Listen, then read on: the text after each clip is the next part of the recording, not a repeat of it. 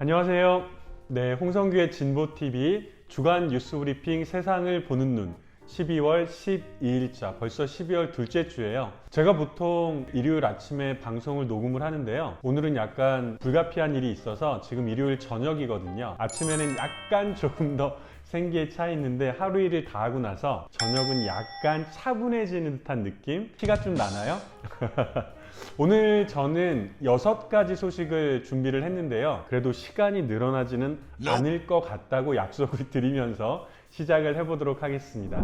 노동이 아닌 근로, 현행 교과서의 노동 혐오 서술이라는 제목인데요. 제가 지난번에 소개해 드렸죠. 2022년 개정 교육과정에 노동과 인권 교육에 대한 이야기를 담는 것을 명시적으로 이렇게 정해놓은 이런 안이 교육부에서 통과가 됐다는 소식은 전해드렸습니다. 여기에 대한 후속 토론회 격인데요. 이 좋은 토론회는 정의당의 류호정, 심상정 의원과 더불어민주당의 이탄희 의원이 함께 주최를 했다고 하는데요. 이날 토론회는요, 정부가 노동교육을 교육과정 총론에 넣겠다고 밝혔던 이 내용을 주제로 해서 현재 노동교육의 현주소나 노동교육 활성화 방안을 모색하기 위해서 열렸습니다. 그래서 가장 중요한 건 지금도 우리 아이들이 초, 중, 고등학교에서 배우고 있는 교과서에 노동과 인권 관련한 표현이 어떤 게 들어있을까 이것을요, 교육 노동자 현장 실천이라는 단체에서 꼼꼼하게 다 파악을 해본 거예요. 그랬더니 정말 놀랄 노자가 딱 생각이 드는 그런 표현들이 많았다고 하는데 몇 가지만 제가 한번 확인을 좀 해볼게요. 이런 얘기가 있었대요. 노동은 자본과 대립해 투쟁한다는 의미를 담고 있으므로 근로를 사용하는 것이 옳다. 정말 기가 막히죠. 이게 몇 년도 교과서인지 모르겠네요. 지금 교과서에 나오는 내용인데요. 아니, 촛불혁명 끝나고 나서 문재인 정부가 출범하자마자 고용노동부 장관, 아마 제 기억에는 김영주 장관이었을 것 같은데요. 첫 일성이 뭐였냐면 근로라는 얘기를 다 노동으로 바꾸겠다, 이런 얘기를 하기도 했거든요. 그리고 지난 수십 년간 이 근로라는 용어를 노동으로 대체하기 위해서 노동자들이나 수많은 사람들이 요구하고 제기하고 싸워왔기도 했는데 현행 교과서에는 이런 내용이 버젓이 들어있다는 거예요. 그리고 또 이런 내용도 있대요. 빈부격차는 노력과 선택에 따라 발생하는 자연스러운 현상일 수 있다. 참 기가 차죠. 그리고 노동조합 및 노동관계조정법은 노사관계를 공정하게 조정해서 노동쟁의를 예방, 해결해 국민경제 발전에 이바지함을 목적으로 한다. 어떤 뉘앙스가 들어요? 노동쟁의 자체에 대해서 굉장히 부정적인 뉘앙스가 들어가잖아요. 제가 누누이 말씀드리지 않습니까? 헌법에 보장된 노동 3권에는 노동조합을 결성할 권리, 교섭할 권리에 이어서 단체 행동권을 보장을 하고 있어요. 이 단체 행동이라는 게 노동쟁의잖아요. 근데 이 노동쟁의, 헌법에 보장된 노동 3권 중에 하나인 노동쟁의권을 이렇게 부정적으로 묘사하면 안 되겠죠. 그리고 예를 들면 정당한 절차를 거쳤더라도 폭력행위는 적법한 단체 행동권의 행사가 아니다. 사실 폭력행위 좋아하는 노동자가 어디 있겠습니까?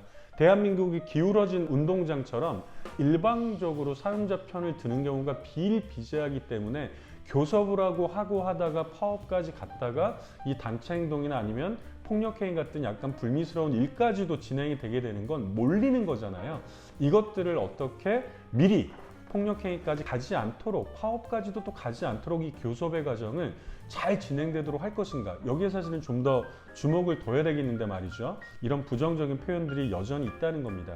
그리고 임금 문제에선 이런 표현도 있대요. 임금 인상이 경제를 어렵게 한다. 정말 기가 막힐 일이죠. 대한민국의 최저임금은 먹고 살 수 있는 생계비용이 아니라고 누누이 말씀을 드렸잖아요. 이 최저임금 자체가 지금보다 훨씬 더 올라가야 되거든요. 근데 임금 인상 자체에 대해서 이렇게 부정적인 내용이 서술돼 있다고 하는 것이죠. 사실은 그래서 우리가 갈 길이 아직 먼 것 같습니다. 교육 노동자 현장 실천에 최덕현 부대표가 이날 직접 토론회에 참석을 했는데 이렇게 얘기를 했다 그래요. 현재 이루어지고 있는 학교의 교육과정은 노동 관련 내용을 의도적으로 축소하거나 배제하고 있고 노동자 스스로 자기 존재를 부정하도록 해서 노동자의 당연한 권리를 왜곡하고 노동자의 소외를 당연한 것으로 내면화하게 만든다 라고 꼬집었다고 합니다. 그리고 최덕형 부대표는 이 노동교육을 제대로 실시하기 위해서 교사에 대한 지원과 훈련이 필요하다는 지적도 했는데요. 저는 정말 너무 공감합니다. 왜냐하면 지금 노동인권 교육뿐만이 아니라 민주시민교육이라고 들어보셨죠? 벌써 몇 년 전입니까? 뭐 십수년 전에 김상곤 최초의 진보 교육감을 당선을 시키면서 민주시민교육이라는 것이 굉장히 활성화됐어요. 그래서 경기도 교육청에서 시작된 이 민주시민교육이 지금은 거의 전체 광역자치단체의 교육청에서 다 공식적으로 진행을 하고 있거든요. 그리고 경기도교육청에서는 민주시민교육 교과서까지 자체로 발행을 하고 있는데, 제가 최근에 일선 학교에 있는 선생님들한테 여쭤보니까 학교에 민주시민 교육 교과서가 배포를 할 거 아닙니까? 그러면 이제 교사의 재량권에 따라서 이 수업을 진행할 수 있는데 민주시민 교육을 진행할 수 있는 교사들이 많지 않다, 이런 얘기를 하시더라고요. 내가 잘 모르면서 아이들에게 가르칠 수는 없잖아요. 노동인권 교육도 마찬가지일 것 같습니다. 노동과 인권에 대한 교육을 좀 더 강화하자, 제대로 집어넣자 라고 교육 총론을 바꾸었다면 이 노동과 인권 교육을 잘할 수 있는 교사들을 양성하는 것도 굉장히 필요한 일일 것 같습니다. 제가 지난번에 잠깐 말씀드렸는데 다음 주에 이제 저희 관내에 있는 고등학교에 고3 졸업생들을 대상으로 노동인권 교육을 들어가기로 했어요. 제가 지금까지 그 어떤 교육을 하는 것보다 고민도 많이 되고 준비도 많이 하고 있는데요. 이 기사를 딱 보니까 아까 말했던 새 의원실 중에 하나에 전화를 좀 해서 토론의 자료를 좀 받아봐야 되겠다, 이런 생각이 들었습니다.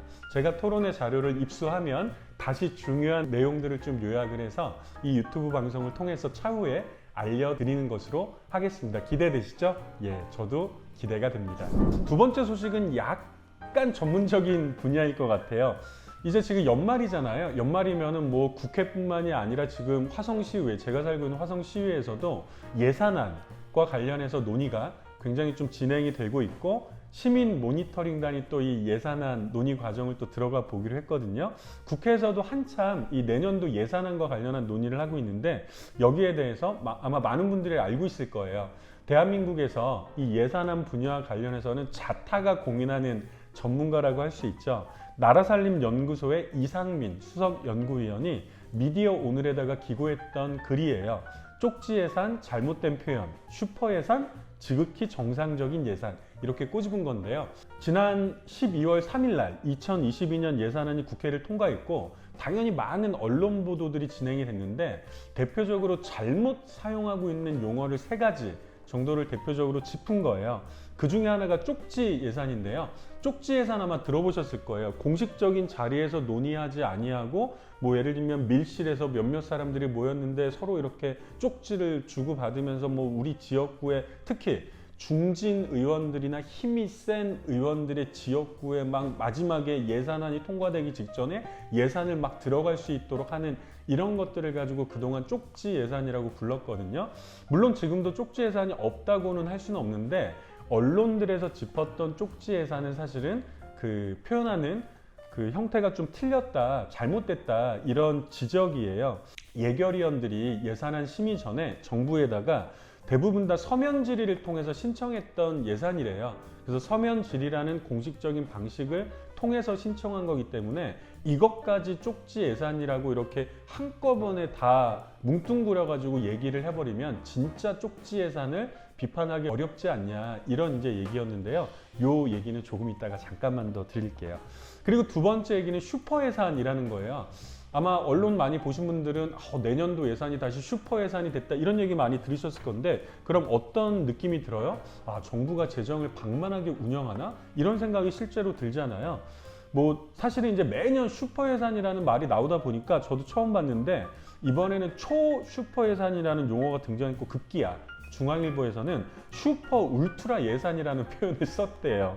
근데 사실 예를 들면 슈퍼 예산 그러면 우리가 듣기에도 정상적인 범위를 넘어서는 큰 지출 예산, 이렇게 이제 얘기가 되는데, 그러나 매년 우리나라의 경제 규모도 늘어나고 있고 물가도 오르는 상황에서 국가 지출의 규모는 매년 최대값을 경신할 수밖에 없다.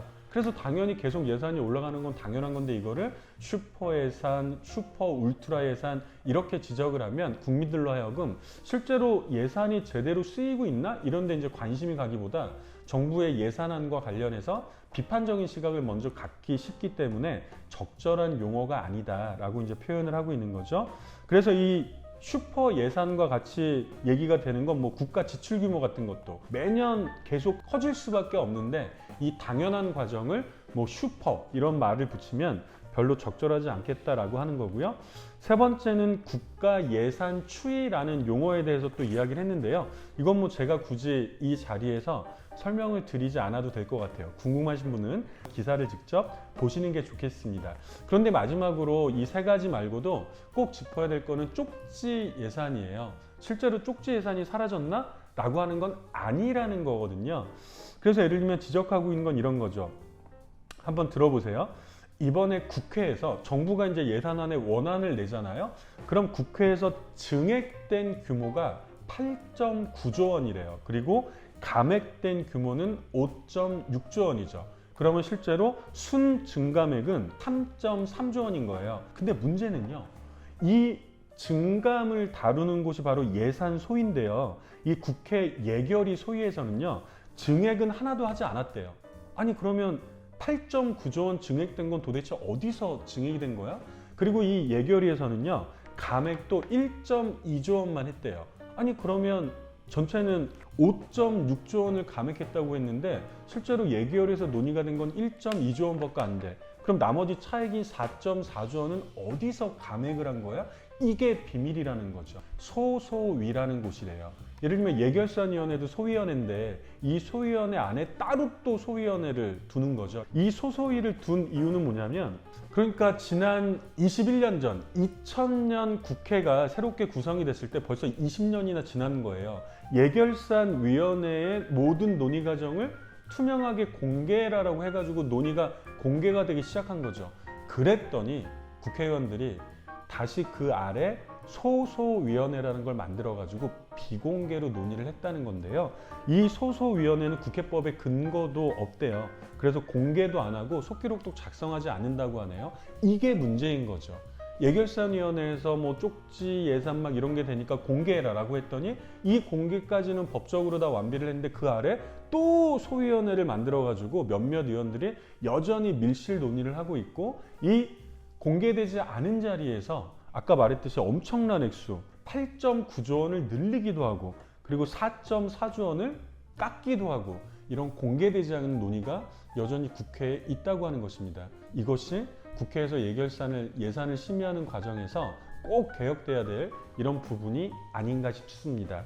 이상민 연구위원은 잘못된 용어에 대해서 적절하게 사용해야 된다. 라고 얘기를 했지만 사실은 용어의 사용보다도 현재도 쪽지 예산은 굉장히 밀실해서 크게 운용이 되고 있구나 라고 하는 사실을 다시 한번 알게 됐던 기사였습니다. KBS 뉴스에서 단독이라고 이제 제일 먼저 보도를 해서 제가 이 기사를 가지고 왔습니다. 들어보셨죠? 홍남기 경제부총리 다른 이유들로도 구설수에 최근 많이 뭐 사람들의 입에 오르내리는 사람인데요. 홍남기 경제부총리의 30살 아들 홍모 씨가 서울대병원에 2박 3일날 특혜 입원을 했다라는 의혹이 보도가 됐는데 이 보도가 나가고 나서 서울대병원에 근무하고 있는 사람이 실제로 제보를 취재진에게 해왔다는 거예요. 그래서 이 사람이 이 홍 씨의 입원 과정을 상세하게 증언을 했는데요. 지난달 말에 당시에 입원이 필요 없다는 의료진의 판단을 받고 오전 10시쯤에 응급실을 떠난 이 부총리의 아들이 오후 1시쯤에 입원 결정이 갑자기 내려져서 입원을 하게 됐대요. 그래서 제보자는 다 병원에는 차트가 남잖아요. 차트에 첫 입원 지시를 서울대 병원의 병원장인 김현수 병원장이 직접 했다라고 적혀 있었는데 희한하게도 한두 시간 후에 이게 이름이 바뀐 거예요.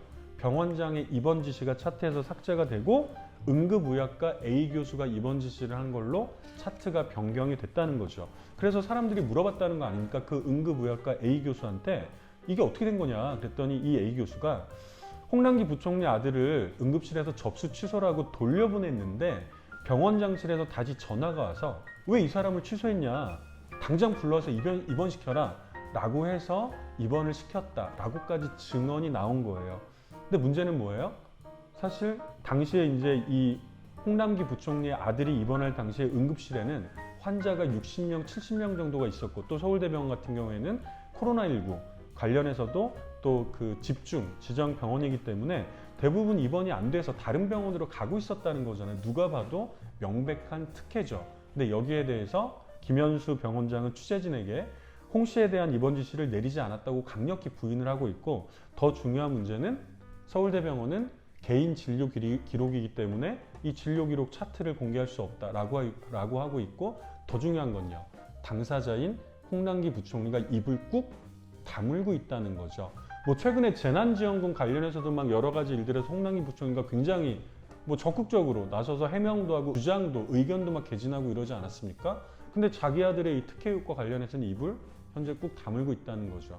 저는 이 문제는 굉장히 심각한 문제라고 봅니다. 더 심각한 거는요, 아니 김부겸 총리가, 국무총리가 홍남기 부총리를 두둔하는 말을 했다는 거예요. 기자회견, 어떤 그 기자회견에서 기자들의 질문에 아니 자식이 병원에 입원했는데 전화해서 알아볼 수 있는 거 아닌가? 라는 얘기를 했다는 거죠. 그리고 물론 그 이후에 뭐 농담이었다 이런 얘기도 했다는데, 저는 정말 이 사태 인식을 이렇게밖에 못하나 기가 막힐 따름입니다. 이 보도 이후에 정치권과 서울대병원 노조 그리고 기획재정부 노조에서 각각 홍 부총리와 병원 측에다가 해명과 사과를 요구한 상태고요. 한 시민단체는 이들을 경찰에 고발을 하기도 했다고 합니다. 가장 먼저 홍남기 부총리가 입을 열어야 되겠죠. 자신의 권한을 남용해서 이런 것이 있다면 국민 앞에 정확하게 사과를 하고 그에 대한 다른 모든 책임까지도 지는 것이 맞다고 봅니다. 대한민국의 현재 이 시류와 상황에, 세태의 분위기에 완전히 역행하는 일이 벌어졌다는 거고요. 저는 이 사건을 작은 사안이라고 생각하지 않습니다. 경향신문에서는요, 매년 해년 12월 달마다 민주사회를 위한 변호사 모임이랑 함께 1년 동안 대한민국에 있었던 판결을 가지고 최고의 판결, 최악의 판결 1위부터 10위까지를 선정을 하거든요. 그래서 올해도 선정을 했어요. 최고의 판결은 보통 디딤돌 판결 이렇게 이제 얘기를 하는데요. 그 내용과 관련해서 설명을 좀 소개를 드리겠습니다. 올해 가장 최고의 판결, 최고의 디딤돌 판결로 선정된 건 무엇이었을까요? 머릿속에 떠오르시는 게 있으신가요? 이 민병과 경향신문에서 함께 선정한 것은요, 다들 변희수 하사 기억나실 거예요. 트랜스젠더 하사요. 이 변희수 하사에 대한 육군의 강제 전역 처분은 부당하다라고 했던 판결을요, 최고의 판결로 뽑았습니다. 그러나 안타깝게도 변희수 하사는 이 판결을 보기 전에 지난 3월에 첫 변론 전에 목숨을 끊어서 이 판결을 보지는 못했죠. 그래서 더더욱 좀 안타까운 마음이 드는 것 같습니다.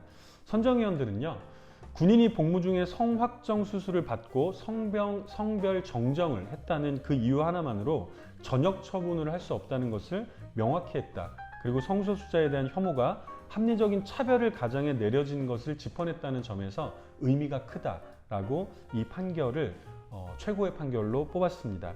그리고 이제 다른 그 최고의 판결들은요, 베트남 여성과 한국 남성의 이혼 양육권 소송에서 대법원이 한국어 소통 능력이 부족하다는 이유로 자녀의 친권과 양육권을 뺏을 수 없다. 그러니까 엄마한테서, 엄마가 베트남 여성인데요, 한국어 소통 능력이 썩 아주 자연스럽지 않다는 그 이유 하나만으로 친권과 양육권을 뺏을 수 없다라는 판단을 했는데, 이것도 디딤돌 판결로 뽑혔고요. 그리고 최근에 또 이제 난민 문제도 이제 사회의 주요 이슈잖아요. 그래서 이란 출신 난민인 김민혁 군의 아버지를 난민으로 인정하면서 종교적 박해라는 사유에 더해서 이미 난민으로 인정받은 아들인 김 군이 부모로부터 분리되지 않고 함께 살 수 있는 권리를 보장해야 된다라고 하는 판결도 디딤돌 판결로 뽑혔습니다. 그리고 또 많은 분들이 알고 계시죠? 서울시 간첩 조작 사건의 피해자 유우성 씨에 대한 검찰의 보복 기소, 이것도 제가 아마 몇 주 전에 소개를 해드렸을 것 같아요. 이게 아마 검찰의 공소권 남용을 인정한 대법원의 첫 판단이었는데요. 이 판단도 디딤돌 판결로 뽑혔습니다. 그리고 뭐 다른 것들도 많이 있어요. 10가지나 되니까요. 다른 소식들은 역시 기사를 보면서 찾아보시고요. 그럼 최악의 판결은 뭐였을까? 이것도 혹시 기억나는 거 있으세요? 예, 가장 최악의 걸림돌, 이제 디딤돌이 아니라 걸림돌이죠. 걸림돌 판결의 첫 번째는 아마 가습기 살균제, 이것도 수년 동안, 그래서 우리가 사회적 참사라고 얘기했잖아요. 세월호 참사와 더불어서 이 가습기 살균제 참사와 관련해서 이 가습기 살균제를 제조하고 판매한 업체 관계자에게 무죄를 선고했던 1심 판결이 있었어요. 그래서 이게 최악의 걸림돌 판결로 뽑혔습니다. 당시의 재판부는요, 가습기 살균제 사용과 이 사건의 폐질환 및 천식 발생 혹은 악화 사이의 인과관계를 인정할 만한 증거가 없다라고 무죄를 선고했는데요. 정말 기가 막힌 일이네요. 또 이제 일제 강제징용 피해자 유족들이 일본 기업들을 상대로 내는 손해배상 청구에 대해서 그건 국내 법원에 소송을 제기할 권리가 없다라면서 각하했거든요. 이것도 걸림돌 판결로 뽑혔고요. 그리고 또 기억나실지 모르겠습니다. 그 인공지능 챗봇 이루다라고 있었는데, 인공지능 챗봇인데 대화하는 과정에서 혐오성 발언들을 막 했잖아요. 그래서 이 혐오 차별 발언과 관련해서 인권 침해와 차별 진정에 대해서 국가인권위원회에다가 제소를 했는데, 국가인권위원회에서 각하 결정을 내렸거든요. 이것도 걸림돌 판결로 뽑혔습니다. 많은 분들이 관심을 가지고 있었던 여러 가지 사건들이 있었죠. 그리고 또 사법농단 판사 기억나시죠? 임성근 전 부장판사에 대해서 탄핵 소추를 헌법재판소에 신청을 했는데 이미 퇴직을 했기 때문에 탄핵 심판에 실익이 없다고 각하했잖아요. 이것도 걸림돌 판결에 선정이 됐습니다. 나머지 이제 걸림돌 판결들도 이렇게 쭉 찾아보시면 될 것 같고, 대한민국이 이렇게 우리 수많은 시민들의 저항과 싸움과 의견 개진에 의해서 디딤돌 판결도 나오고 있지만 여전히 걸림돌 판결도 나오고 있습니다. 경향신문과 민변에서 한 해를 정리한 이 디딤돌 판결 10가지, 걸림돌 판결 10가지를 보면 우리 사회 1년 동안 법적으로는 이런 문제들이 쟁점이 되었구나 라고 있는 걸 또 알아보실 수 있을 거예요. 이것도 원문을 읽어보시기를 강추드리겠습니다. 저 지구의 반대편 남아메리카의 칠레 소식입니다. 칠레에서 동성결혼 합법화 법안이 통과됐다는 내용인데요. 현지 시간으로 지난 7일, 12월 7일 날 칠레에서 동성결혼을 합법화하는 법안이 상하원을 모두 압도적으로 통과를 했다고 합니다. 이로써 칠레는 아르헨티나, 브라질, 남미 쪽이 좀 많네요. 캐나다, 영국, 그리고 미국 등의 뒤를 이어서 전 세계에서 동성 결혼을 합법화한 31번째 국가가 되었다고 하는데요. 우리가 좀 주목을 해봐야 될 거는 이런 거예요. 칠레는 사실은 가톨릭 인구가 다수인 중남미 국가 중에서도 굉장히 보수적인 편에 속한데요. 그래서 지난 2004년에서야, 한 17년 전에서야 이혼이 합법화됐고, 와 진짜 놀랄 노짜네요. 2004년에 이혼이 합법화됐다는 거 아니에요? 그리고 2017년, 이건 불과 4년 전이에요. 4년 전이 되어서야 임신부의 생명이 위험할 때 등 제한적인 경우에만 낙태가 허용이 되기 시작했대요.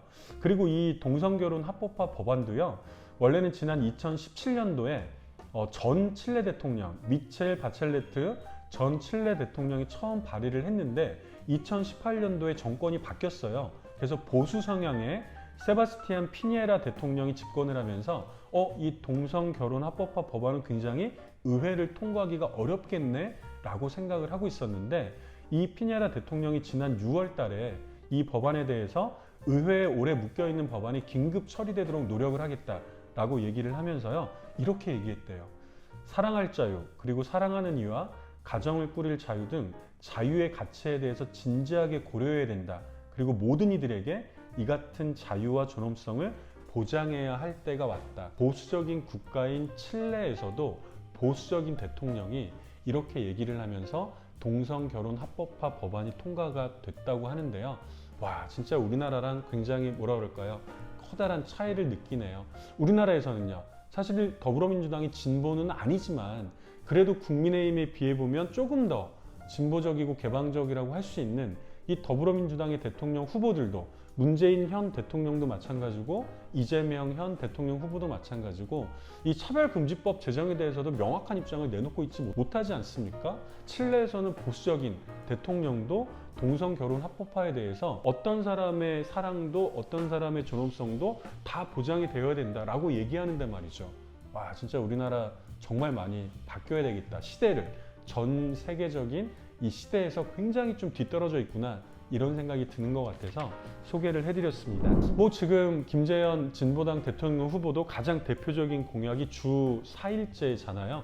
그리고 뭐 심상정 정의당 후보 같은 경우도 주 4일제 이야기를 하고 있고, 우리나라에서도 주 4일제에 대한 논의가 좀 되고 있는데, 저 중동에 있는 아랍에미리트에서 처음으로 주 4.5일제, 4일제까지는 가지 못했고 4.5일제 근무제를 언제부터? 바로 내년 1월 1일부터 도입을 한다고 합니다.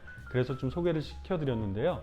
제가 요거는 좀 읽다 보니까 조사를 저도 이제 이 유튜브를 하기 위해서 나름대로 공부 많이 하고 있거든요. 아랍에미리트에서 주 4.5일제 근무가 도입되었던 배경에는 좀 재미있는 종교적 이유들이 또 있더라고요. 전 세계적으로 대부분의 나라들이 토요일날, 일요일날 쉬는데 사실 여기는 기독교적인 영향이 있는 거예요.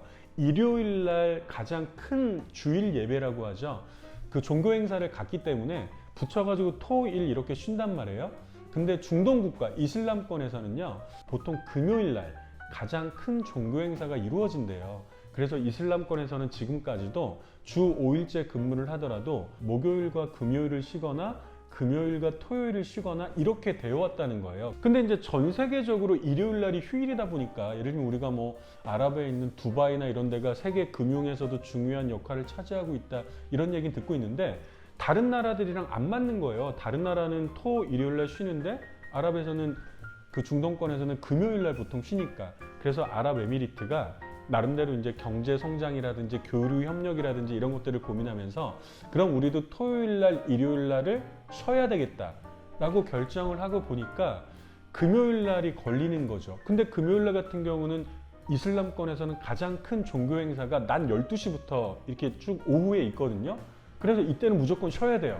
그러다 보니까 토요일 날, 일요일 날도 쉬고 금요일 날은 오전 근무만 하자. 그래서 월, 화, 수, 목 그리고 금요일 날 오전 근무, 이렇게 해서 4.5일이 됐더라고요.